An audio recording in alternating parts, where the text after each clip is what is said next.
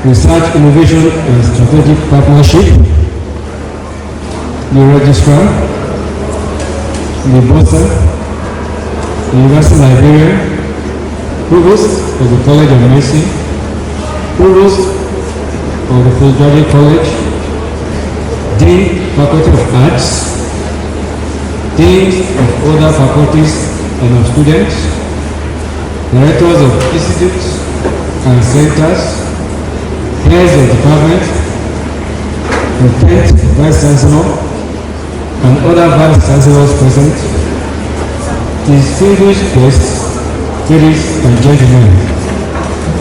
The 593rd University of Ibadan Inaugural Lecture will be delivered by Professor Olakunbi Olasope of the Department of Classics on behalf of the Faculty of Arts.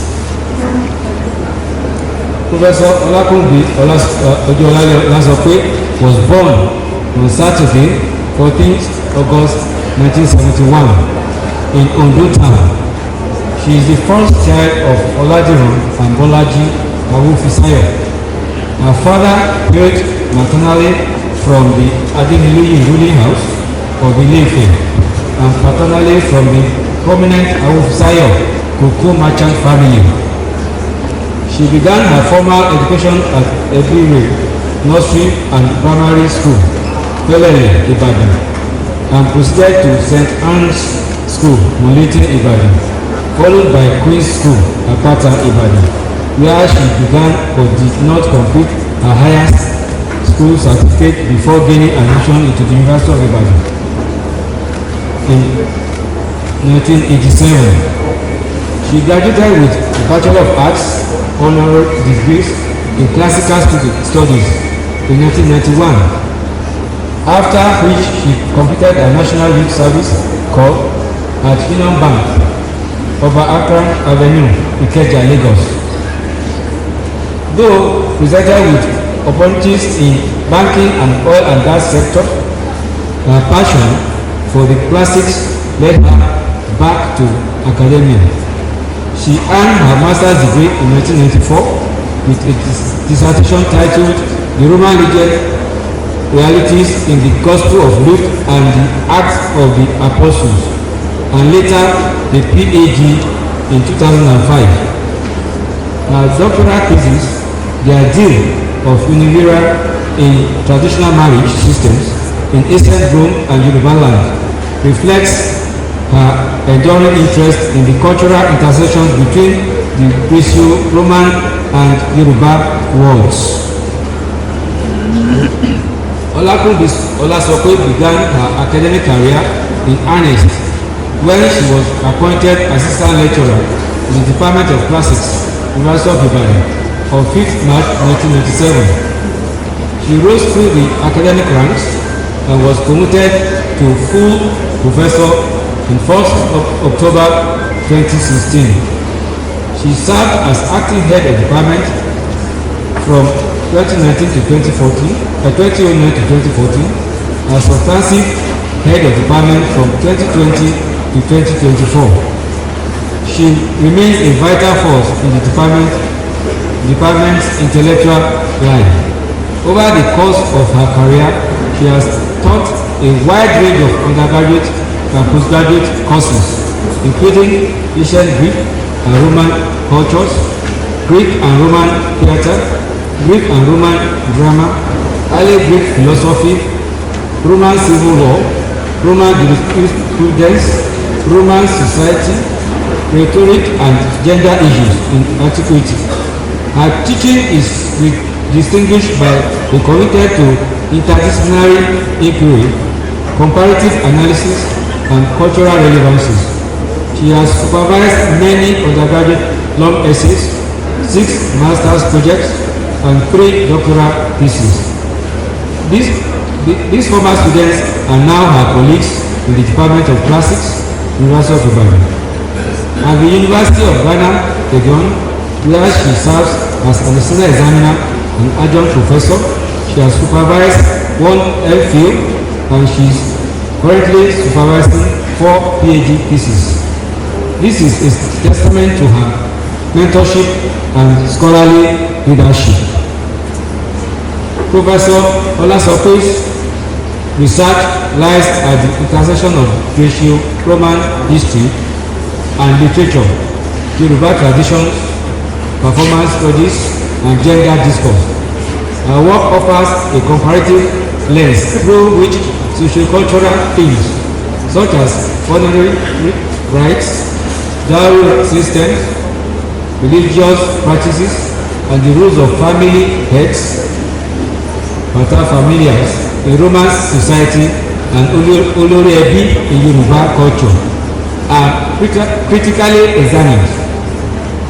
Groundbreaking studies in classical reception studies have particularly focused on the representation and reinterpretation of ancient texts in modern African contexts. A prominent strand of her research is exploration of women's identity and roles in antiquity. She interrogates androcentric classical representations of women as frail, passive beings by grounding figures such as Roman matrona, the Greek Etheria, and the fictive strata, emphasizing female agency and resilience in patriarchal societies. Professor Olasope interest in performance and adaptation has led to a long-standing collaboration with renowned Nigerian playwright Femi Osofiso, Emeritus Professor of Theatre Arts. Together, they have collaborated on adaptations of Greek tragedies for audiences both at home and abroad. They have also taken productions into secondary schools across the country. These efforts have helped invigorate classical education in Nigeria and introduce younger generations to the enduring themes of Asian drama. Her edited volume, Black Dionysius, Conversations with Femi Osofiso, explores the nexus between Osofiso's dramaturgy and classical source text, focusing on adaptations such as Tegoni and Women of Owu, inspired by Sophocles, Antigone, and Euphues, Trojan women, respectively, and more recently, Medai, an African reading of Euphues Medea. Our current research project, Mythology of Resistance in Femi Osofiso's adaptations, further explores classical myths as tools for interrogating tyranny and societal injustice, as it is slated for publication in the Routledge series, Classics and the Post-Colonial. Over the years, Professor Olasope has joined other classicists from different parts of the globe to explore recent archaeological sites in Greece, Italy, and other places. Her fascination has been with the jewels and ornaments of women in Greco-Roman antiquity. In 2002, she was a visiting scholar at the University of Texas at Austin, Texas, USA during the spring term. She was also a senior research fellow at the Oriel College, University of Oxford, United Kingdom, in this Trinity term of 2007. In 2010, she spent the spring term as an academic visitor at the John D. MacArthur Foundation Fellowship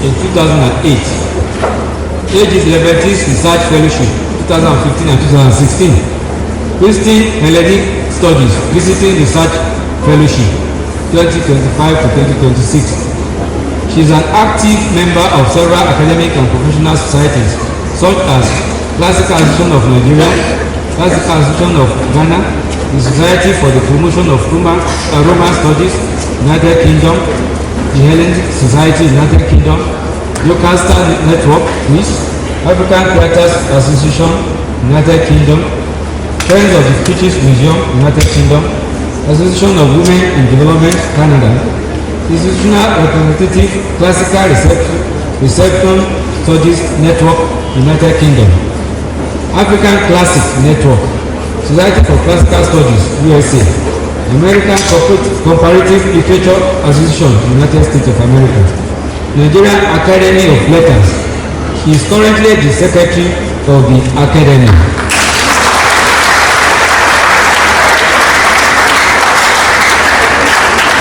Professor Olasope has rendered exceptional services to the University of Ibadan through numerous administrative and advisory roles, including Secretary, Department, Academic Staff Meetings, Member Senior Common Room Committee, Member Environment Committee, Faculty of Arts, Staff Advisor, OE Francisca, Assistant General Secretary, Academic Staff Union of University of Ibadan Branch, Acting Head, Department of Classics, Head of Department of Classics, Member University of Ibadan Senate, Member Senate Committee on Honorary Degree and Awards, Chairperson Business Committee of Senate, Departmental Postgraduate Studies, Coordinator, Member Senate Qualifications Committee, Member Senate Treat Committee, Member Savicom UI, Staff Advisor, Association of Faculty of Arts Students, Member Faculty Finance and Fundraising Committee, Secretary Subcommittee on 60 Landmarks for the University 60th Anniversary, Member UI Heritage and Museum Committee, Director, Office of Alumni Relations, Vice Chancellor's Office, 2004 to date. Also, Professor Olasope at different times has held positions outside the university, which include National Welfare Officer, St. Anne's School Oakers Association, Assistant General Secretary, Educare Trust Ibadan, Treasurer Educare Trust Ibadan, Member International Advisory Board of New Voices in Classical Reception Studies. Professor Olasope is celebrated not only for her academic contribution but also for her mentorship and advocacy. A respected role model and mentor to students across disciplines.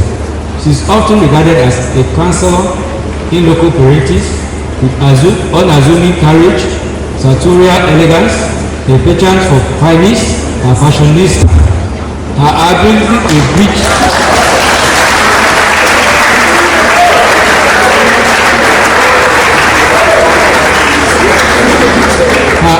to bridge classical scholarship with contemporary African realities has made her a beloved figure among students and colleagues alike.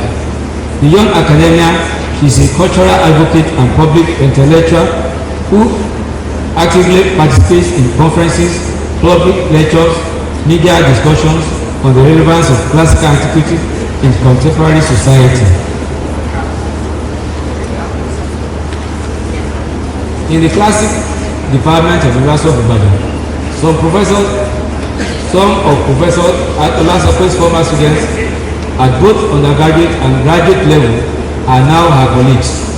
They are Dr. I.M. Alade, Dr. Bosede A. Adebowale ní Osogbogun, Professor O.A. Akinboye and Dr. E.B. Blavo. Dr. I.M. Alade and E.B. Blavo have served as great faculty at different times as subdean, general, and other areas. She continues to inspire and guide them till this day. Professor Olasope's scholarship has had a transformative impact on the study and teaching of classics in Nigeria and beyond. Her comparative and interdisciplinary work has expanded the scope of classical studies, placing African cultures in meaningful dialogue with the ancient Mediterranean world. Her legacy continues to grow as a beacon of scholarly excellence, cultural bridge building, and pedagogical innovation. She exemplifies the transformative potential of the humanities in a globalized world and remains a towering figure in African and global classical scholarship. Professor Olakunbi Olasope is a notable scholar of classical studies and professor of classics. She is renowned for her interdisciplinary approach and pioneering work in classical reception studies, Greek and Roman theatre, gender studies, and African performance culture. She stands as a formidable voice in the global classical scholarship. Her academic career spans 3 decades, marked by an unwavering dedication to the advancement of classical education in Nigeria and across sub-Saharan Africa. Professor Olakunbi Olasope is married to Olasope, SAN, and they are blessed with 2 children, Regina Okoyemi Olasope and Mosope Foluwa Olasope. I now invite Professor Olakunbi Olasope to deliver the lecture titled Reflecting on the Classics in Africa, Bearing Burdens, Connecting Culture.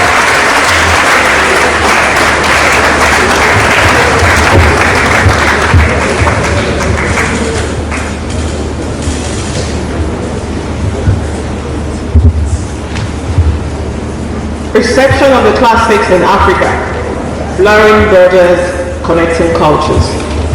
The Vice Chancellor, Deputy Vice Chancellor Administration, Deputy Vice Chancellor Academic, Deputy Vice Chancellor Research, Innovation and Strategic Partnerships, the Registrar, Bursar, University Librarian, Provost of the College of Medicine and of the Postgraduate College, Dean of Arts, Deans of other faculties and of the students, Directors of institutes and centers, distinguished ladies and gentlemen. The opportunity to deliver this lecture on behalf of the Faculty of Arts in the series of the University of Ibadan inaugural lectures this academic year is a task pleasurable enough. Still more pleasurable is the opportunity the occasion offers of a 5th inaugural lecture in classics in the history of this university. The first having been given almost 70 years ago, and the last was presented 9 years ago. It is to the memory of the 4th inaugural lecturer from classics, Professor Olakunbi, MLAL, that this lecture is dedicated. I'm actively aware that an inaugural lecture should not be a terrible ordeal for generalists or outsiders, nor should it bore specialists or insiders. Therefore, in both my choice of theme and its treatment, I aim to satisfy 2 criteria: general intelligibility and reasonable acceptability. The focus in this lecture is Greek and Latin classics. These classics have been central to education across different parts of the world for centuries, owing of course to European expansion, but also because of the recognizably exceptional quality of the works and the minds behind them.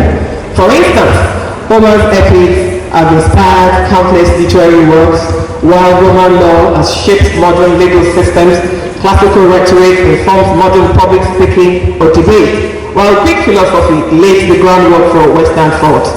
Their artistic and practical achievements have inspired generations, shaping modern European civilization and influencing many parts of the world, including Africa.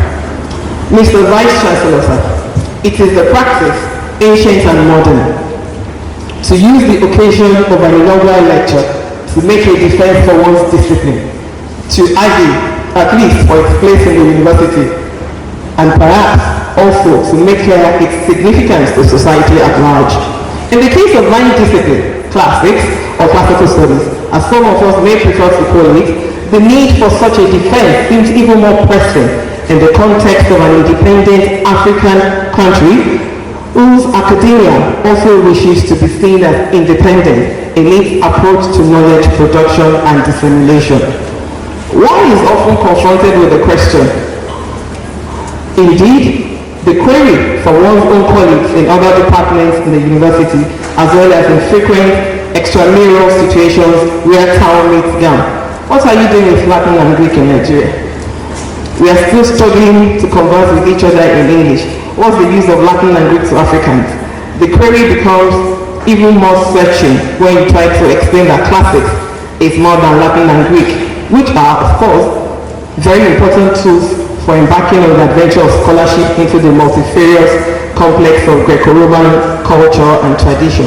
From its mythology, literature, philosophy, to its politics, sociology and historiography, from its sculpture and architecture to its gender ideology, educational system and legal administration, from its medicine and mathematics to its sports and festival cycles, from its great achievements to the decadence and corruption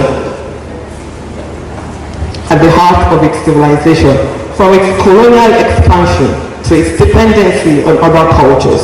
The areas of interest and specialization can be enumerated ad infinitum. Perhaps the discipline of classics is relevant to us prima facie as erstwhile colonized people now living as post-colonials in a fraught geopolitical context. We know that the ancient Greeks and Romans built and developed colonies all over the world that was known to them in Europe, Asia, and Africa. These are legacies that have endured to this day, from Benghazi in Libya to Alexandria in Egypt and to Palmyra in Syria. Roman Africa was the principal aspect of the curriculum in classics in this university at inception and continues to be a compulsory area of our teaching. But my task today is to look beyond colonization, ancient and modern, at the problem of give and take, the problem of the interdependency of peoples and cultures, and the complex riches and burdens that ensue from this interdependency. This is the way I conceptualize what we now term reception in classical studies, and I see it, as numerous others also do, as an ancient practice. In point of fact, I see reception as constituting the false-head origo of Greco-Roman culture and tradition, as well as characterizing the nature of its spread and survival to this day. Mr. Vice Chancellor, sir, it may seem like an exercise in special pleading, as though one were trying by all means to make classics look relevant to us by claiming that ancient Greece and also ancient Europe received elements from Africa in the foundation and development of their civilizations. But the research literature on this state of affairs is rigorous, robust, extensive, and indeed illustrious. Long before Sheikh Anta Diop's seminal contribution to this discourse in his book, The African Origin of Civilization, Plato, in 4th century Athens, not having an axe to grind with anyone on the matter, made references in several of his works, Phaedrus, Philebus, the Laws, Epinomis, to the Egyptian origin of numbers, geometry, language, art, music, often mean writing and the sciences. When we talk of Greek thought, we often mean Plato's writing. Plato displays intimate knowledge of Egyptian wisdom and customs and replicates Egyptian models in his doctrines about police and citizenship, lending credence to both ancient and modern investigators who assert that he, like many of the most illustrious Greeks, visited ancient Egypt and received tutelage there from the priest philosophers. As Abiola Iride asserted in his inaugural lecture more than 40 years ago, the contribution of Africa itself to Western civilization is far from negligible. This, however, is not the place to rehash the debate for and against the reliance of ancient Greece on ancient Egypt, the nuances of the opposing argument, the historical development of the controversy, its political implications, and the rancor that seems to guide it, much more than reasoned dialogue ought to be the principle of engagement in this debate. Perhaps it would suffice to quote two of the principal belligerents in terms of the general points on which they seem to be in agreement, if they truly would care to listen to each other. First, I quote Martin Bernal, now acknowledged as the leader of the argument for Egyptian and other influences on ancient Greek culture. Then Meredith Corish, the leader of the argument for Greek autochthony. I argue that there is a need for a radical reassessment of the image of ancient Greece, and that we should turn from one of a civilization which sprang like Athena from the head of Zeus, virgin, and fully formed, so one in which Greece grew up at the intersection of Europe, Africa, and Asia as a thoroughly mixed and eclectic culture. The greatness and extraordinary brilliance of Greek civilization in antiquity was not the result of isolation and cultural purity, but of frequent contact with and stimulus from the many surrounding peoples of the already heterogeneous natives of the Aegean. It was from this type of fruitful confusion that all the great cultures of Greek, Mycenaean, Classical, Hellenistic, Byzantine, and modern were formed. That's a quote in Bernal 1994, page 127. The evidence of Egyptian influence on certain aspects of culture is plain and undeniable, though surely it must be pointed out that other Mediterranean civilizations also had the opportunity. So that the picture of who came first and who took from or loaned what to whom is not anything but clear. But the evidence of Egyptian origins of Greek culture is another thing entirely. The principal reason that the students of antiquity have not given the Africans or the Egyptians primary credit for the achievements of Greek civilization is that Greek culture was separate and different from Egyptian and African culture. It was divided from them by language and genealogy. That's in Let's 1996. They both agree on foreign, including Egyptian influence, on Greek culture, and they agree that the Greek achievement of both this flank of influence and in terms of its own genius was truly great. They also agree that the peoples of the region in focus were always already heterogeneous, no matter who took what from whom. If Greece was influenced, then it could not have been living in splendid isolation, nor was ancient Egypt itself an autochthonous, uninfluenced civilization. The incisive research findings of Theophile Obenga and other scholars and investigators in that field of antiquity, ranging over disciplines as diverse as paleoanthropology and historical linguistics, have called up evidence of Meroitic and Nubian influences on the most visible as well as certain underlying aspects of Egyptian civilization and vice versa. That these cultures took from one another, transformed for their own purposes, elements appropriated from near and far, should be beyond dispute. It is a very human thing to do, and perhaps this is a junction where I may join others in bending for my own preoccupations. The words of the Afro-Roman playwright Publius Terentius Afer, a great receiver of the gifts of Greek comedy: Homo sum, humani nil ame alienum puto. Nothing in any human culture is alien to us, being humans all. I believe that this is the basic assumption in classical reception. Mr. Vice Chancellor, sir, reception of the Saharan Africa. These conditions were initially informed by the educational system established by the European colonizers. Latin and Greek were taught in secondary schools, and Greek tragedy in particular was hailed as the epitome of Western culture and one of the colonizers' tools to justify their claims of racial superiority. In Anglophone West Africa, performances of Greek tragedies were considered an effective method of letting students embody the universal truths and values seen to be embedded in Greek texts, even if, as some witnesses suggested, they also allows the students to reconnect with their performance cultures. As such, these textual adaptations and their performances were not merely and or always in response to the British educational system and its claim to superiority. They also emphasized and revealed the striking kinship between the Greek pantheon and mythology and their West African dynamic equivalent.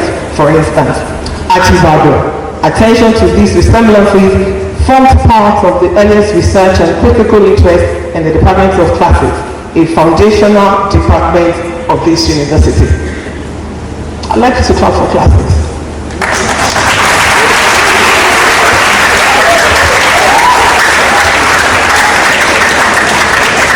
As Akin Mabokuje, 1973, notes, the Department of Classics is one of the oldest in the humanities and one of those which it was believed did not lend itself to any African interpretation. Yet, the research activities within the department have shown concern not only for wider classical issues, but also for the African relevance. With respect to the former, one can mention, among others, Professor Lloyd Arthur Thompson, his seminal contribution on the relationship of Roman provincial quaestors and their commanders-in-chief. We can also mention A.R. Hand's study of ostraca and the law of ostracism, and A.T. von Braschel's consideration of the watchman's things in Antigone. In contrast, there is a type of research represented, for instance, by Professor John Ferguson's Egungun and Hysteria and Lemuria, or S.O.S.O.'s The Delphic and Ifa Oracles, or is Zeno's Alejo, some aspects of Greek and Roman and Yoruba hospitality, which seek to make classical studies come alive for people in this part of the world through comparative study of classical and local cultures. There is no doubt that this is an exciting field of work.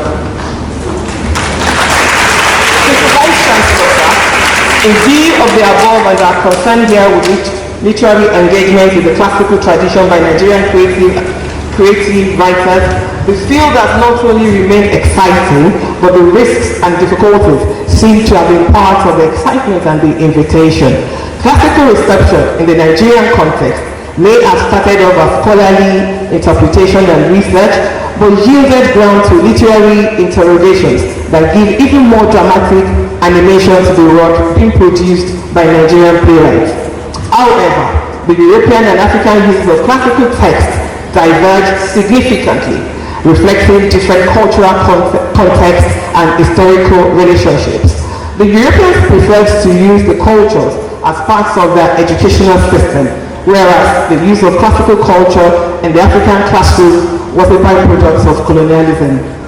Nevertheless, the paradox of this situation needs to be underlined, and it lies in the fact that the similarities between Greek and African mythology enable African scholars to relate to and comprehend Greek stories, thereby embracing them as part of their own cultural heritage or a tool for exploring their own cultural heritage, pari pursue the foreign, both thereby being creatively engaged, interrogated, and indeed augmented. Oshofiso's rereadings of the Greek classics. The Greek dramatist, like his Elizabethan counterpart, may take his plot from the past, but he interprets events with his gaze firmly fixed on the political and social climate of his own lifetime, because drama is a living force, as it is not static. There is something about the fact that Greek tragedy was absolutely trenchant in its own period, a period of war, and it took strong positions on the question of justice and gender, even when the dramatic treatment was done in a metaphoric way. The performance of what may be termed post-dramatic theatre from Africa, especially in the works of Nigerian playwrights, Emeritus Professor Femi Oshofiso, FNAL, and MLOL, has reframed within the African heritage of storytelling, songs, music, folk tales, history, and myth.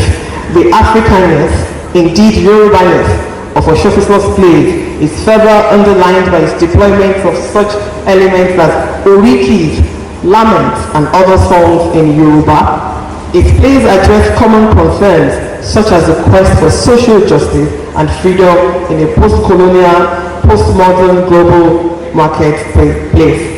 It directly transposes Yoruba performance culture to the stage, incorporating the ancestral masking heritage of Egungun and a legacy of killing and poetry to re-engage its audience with the authentic Africa in performance.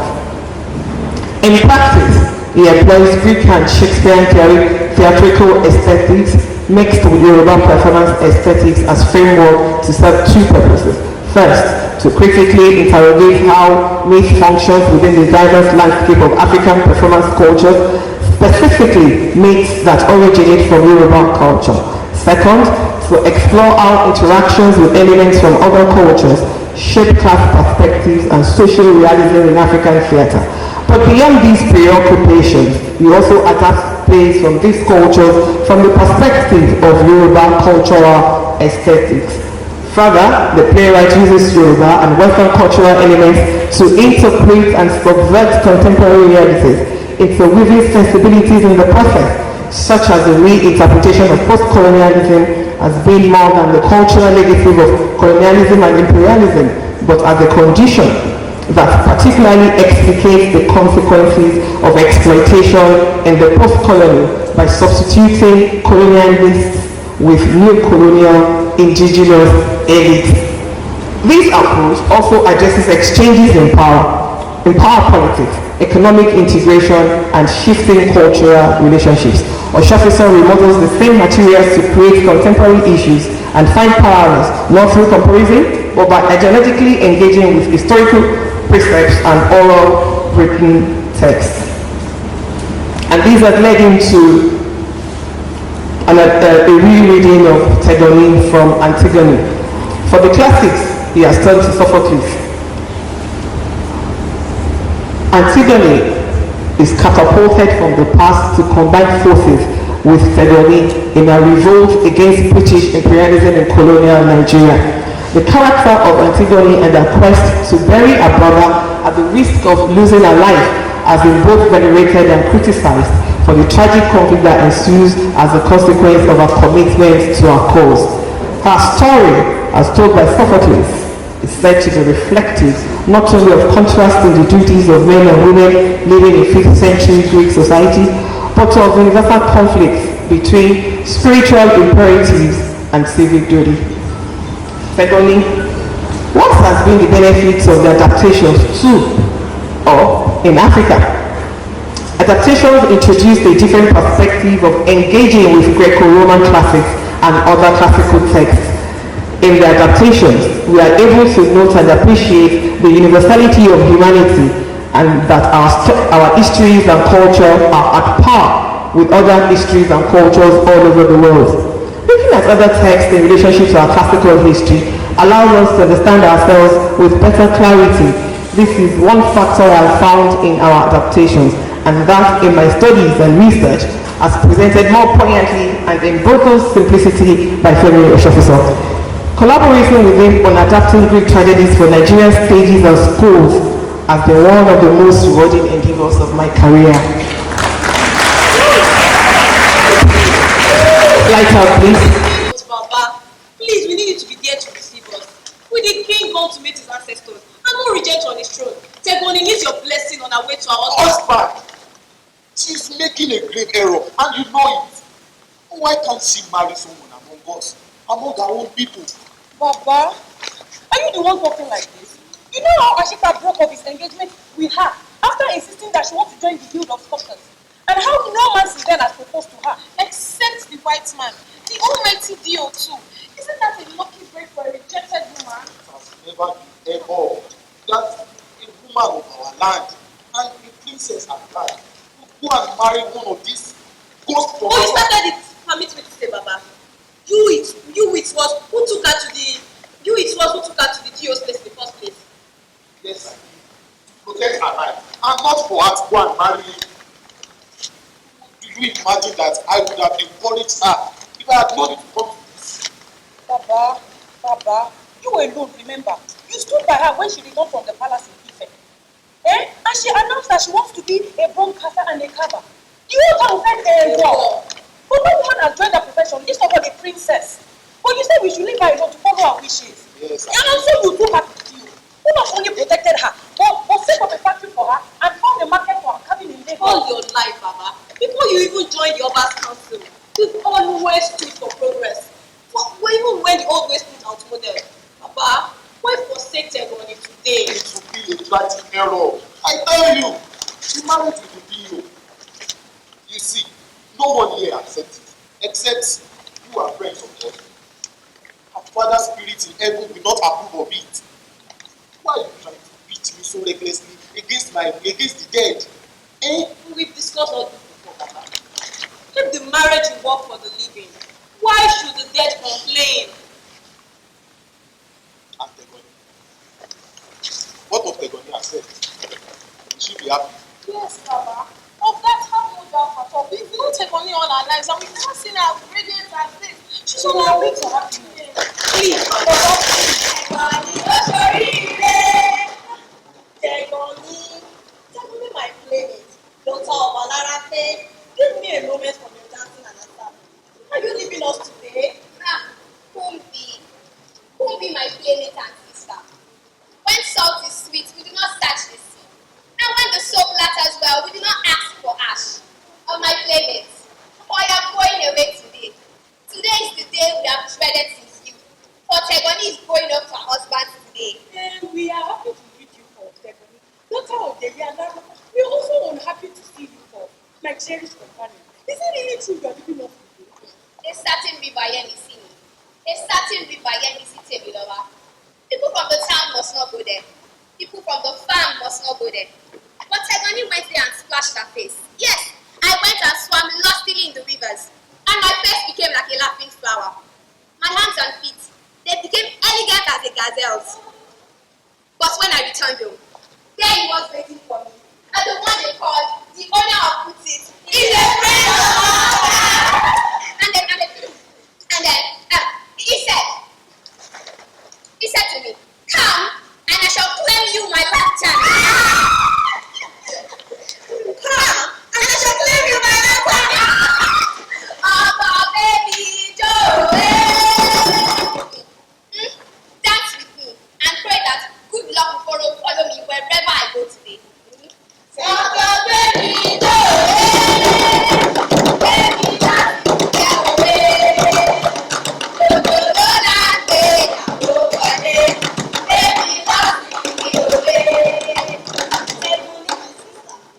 You who alone joined the guild of Rosetta and became the first man there. When I called your name, your voice said you are not at home. Now you've gone to make your hair. Now answer me. Have you so quickly forgotten your friend? Kumbi. Husbands are sweet and demanding. But how can I forget you in 100 years? My playmate, how can I forget you? Especially what was said to one another. What was said and seasoned in the intimacy of several harvests. How can I forget?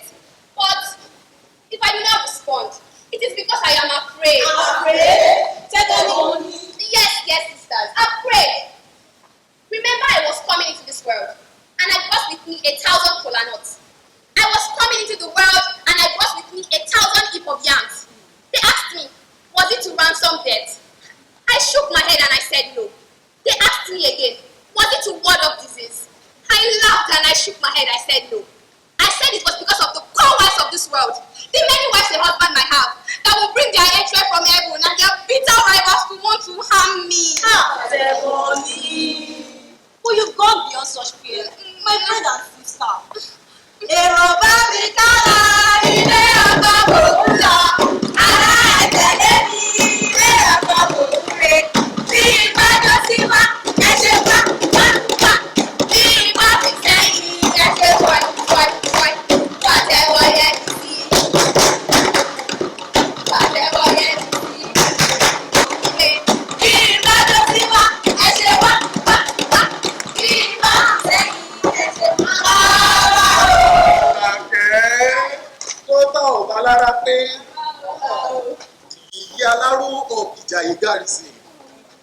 Master of loans, a trade formerly unknown to women.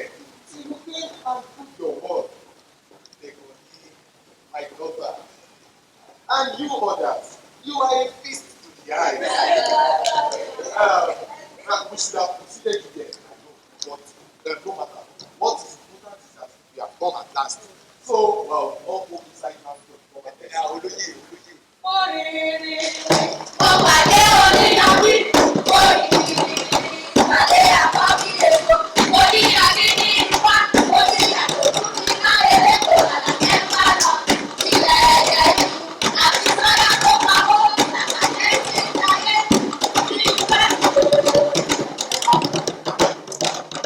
Euripides, the Trojan women, first 14 BC, is widely recognized as one of the most powerful anti-war statements of the classical world, unlike the Homeric epics, which center on the glory and heroism of combat.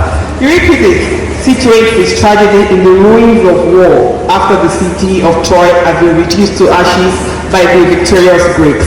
The play displaces the narrative of conquest in order to focus on those left in its wake, the women of Troy, stripped of their families, their freedom, and their homeland. By foregrounding female suffering and the brutality inflicted on the vanquished to a moral indictment of war's futility and cruelty. As with Ms. Tegoni, Oshofison's Men of Owu has some close parallels with the precursor text. For example, the fate of Orishaye, Cassandra, the murder of the little son of Adumadon and Jomaki, the re-encounter between Eyiloye and Helen, and Maye Menelaus. Oshofison's Men of Owu is set during the Yoruba internecine wars of the 19th century, but its driving force is thoroughly contemporary. It condemns the slave trade and economic exploitation in the Yoruba kingdom of Owu. Women of Owu takes on a more poignant resonance for us, given the recent plight of women at the hands of Nigerian terrorists, women treated as free booty by these purveyors of evil, women who end up being stigmatized and ostracized from family and society should they ever regain their freedom from terrorist captivity. The Euripides play has always come into its own during fresh outbreaks of the insanity of war.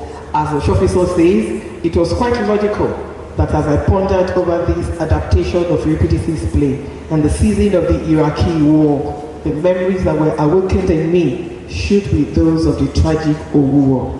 And so, 5th century Yoruba land and the contemporary Middle East are all brought to bear on each other with horrific resonance. Tell me, my dear woman, you seem to be coming from there. What is the name of that city I see smoldering over there? Stranger, you don't know. Look at my tears. What was once the proud city of Owu reduced to ruin yesterday. Just as I feared. Those soldiers, you see, raving in the camp over there, dancing and drinking to their victory, and Mehanuba choked them with it. They were the ones who came yesterday and scattered our lives into potsherds. Yesterday? Yesterday, old man. For 7 years we had held them off. These invaders, from Ijebu, Ife, all together with these mercenaries from Oyo, fleeing south from Fulani. They said our king was a despot and that they had come to free us from his spoil yoke. So for 7 years, they camped outside our gates, unable to enter. Not up until yesterday, when a terrible fire engulfed our city and forced us to open our gates. That was how they finally gained entry and swooped in on us. Hey, I don't understand. You said all these things happened just yesterday. Yes, and I will advise you to hurry as fast as you can. For if they catch you, your life would be worth a pity. They are not sparing the life of any male that falls into their hands, whether old or young. Yesterday, on the orders of their leader, Okwade Dimaye, and in our own very eyes here, they rounded up all our husbands, our sons, and brothers, and they slaughtered them. All! Not one was spared. Now, not a single male is left in Owu, except those who had escaped the night before with our king of our kingdom. Ah, shame! Oh, shame! Our women were seized and shed to those blood-splattered troops to spend the night. Only some of us, we too. And the women you can see over there were scared. Those of us from local families, and the others whose beauty caught their eye. They are being reserved, they say, for the generals. But your chiefs, your priests, your diviners, why didn't anybody call me? Call you? My words were clear enough, I thought. Whenever any grave danger threatens your city, I said. Whenever some misfortune arrives in your town too huge for you to handle, run to my heel and pull my chain. Why didn't anybody remember this? You. Who are you? 3 times. 3 times I said, call my name, and I shall appear, sword in hand, to defend you. Sword? That would have served a little purpose this time, I tell you, because What did you say? No. Is it you?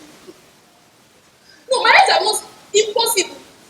No, impossible. Calm down, my dear women, eh? There's nothing to It's fear. not you, is it? Let me not go blind today. It's not you. Orisha I said calm down. When I was leaving this world, when I dipped my sword into the earth and became a mountain, I left my iron chain for you and I said, pull it whenever you need me. We needed you all the time. It was a war, such as we had never known before. The Allied forces brought weapons they called guns. Guns that look wow! Deadly sticks which explode and turn a battalion into corpses. Racks upon racks of bleeding flesh. It's all over now. The Allies have gotten what they wanted. And I've come too late. Too late to help us, but not too late to witness our final rout. Not too late to relish this massacre they call a war.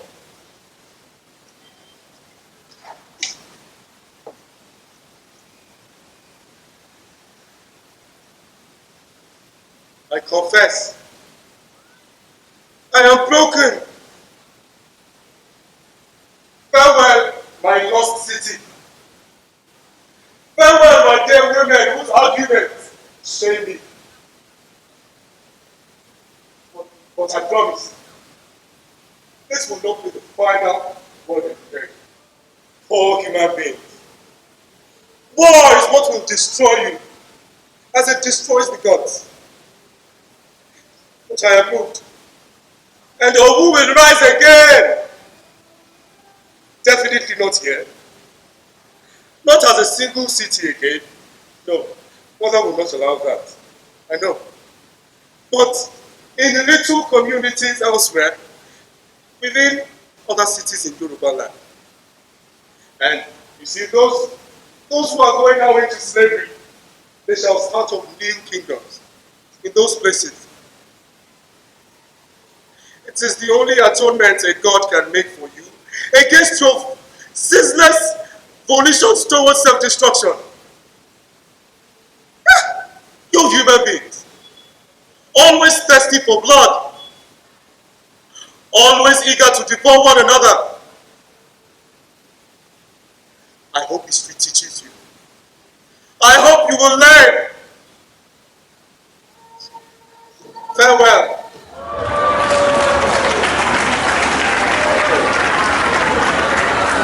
Over the years, the playwright Femi Osopiso has found himself being asked to write plays by friends, students, or theatre companies.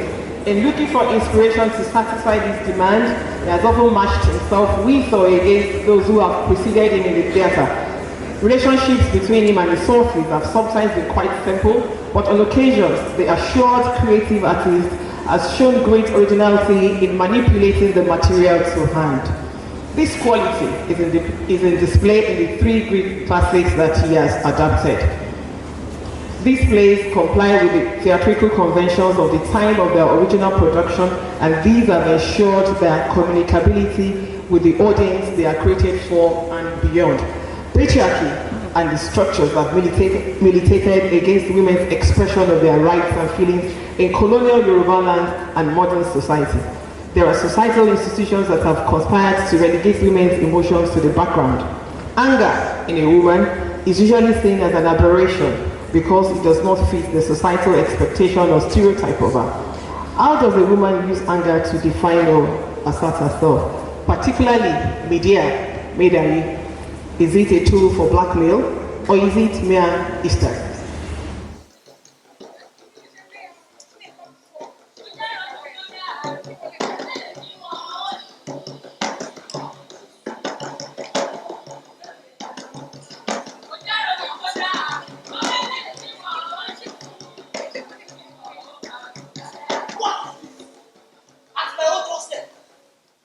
Who brought them here? When I am talking to you, who brought these people here? I did. You did? Yes.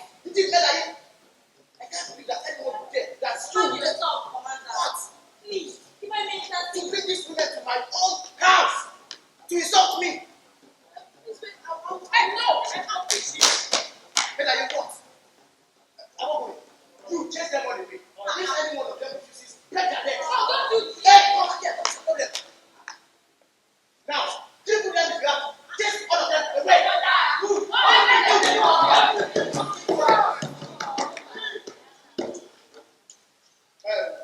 Yes, yeah, it's okay. Apologies. I did not mean any offense to you. Good day. I'm even glad that I met you here. Perhaps you can add a voice while I talk to her again today. I'm glad to your talk. Before you say anything, Grand Commander, my dear husband, I have a question to ask you. Just one question. Yes, go on. I have been banished from Vijaya. And the only question I have to ask you is this. Were you there when the decision was made? And did you agree to it? That is what I have come to discuss with you. You are my husband. Yes. You brought me here to this city. Now my question to you is this. Were you there when the decision was made? Answer me. I did not have much say in the decision. So you agreed? It was not up to me to decide. Answer me. Yes or no? Well, yes, but I tried. Oh, thank you. That's all I wish. Meda, where are you going? I get to talk to you. Oh, not again in this world, Commander. Goodbye. Meda, let me talk to her. You talk to her. It was not up to me to decide. Meda,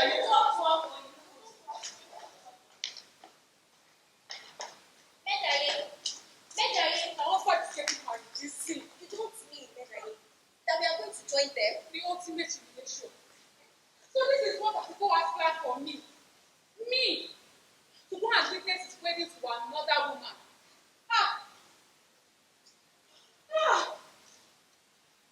Okay. I don't understand. Just now you told me to accept this. Yes. A wedding story, isn't it? Enough to melt the stoniest of hearts. The arrest sons slaughtered. And my heart. What does it matter if it bleeds to death? These men, it don't matter to them. We may plead all we want, it don't matter. They only think of themselves. It is clear to me what I must do to regain my dignity. Where are you going? I say wait for No, me. I'm not waiting. Just look at your eyes. I don't trust them. Out of my No! I think I can guess what you're going to do, my poor Medaye. And yes, the anger becomes you. But the price is too heavy and inhuman. Please, I beg of you, in the name of all mothers, of all women, please do it. Help! Help! Tell me that I'm in suffer. Help!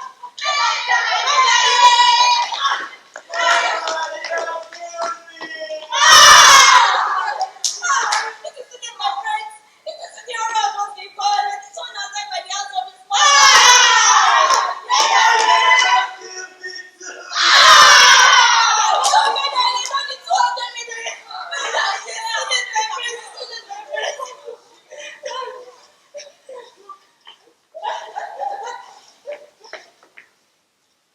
Your sons, Medaye.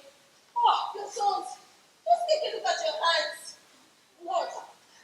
You see, how did God get my You don't know. You don't remember. Remember what? Oh, you. Oh, Medaye. What happened to see? You used your powers. Against your own blood, Medaye. My son. My son. My son. Yes, your son.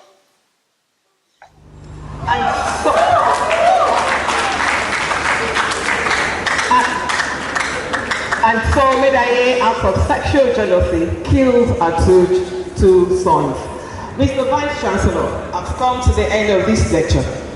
In conclusion, I will say that in the 21st century, plays based on Greek originals have generated considerable scholarly interest and theatrical activity.